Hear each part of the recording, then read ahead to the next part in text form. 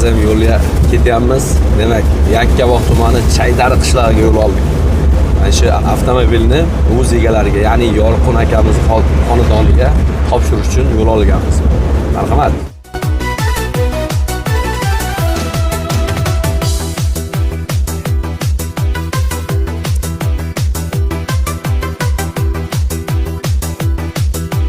Assalomu alaykum, Qashqadaryo.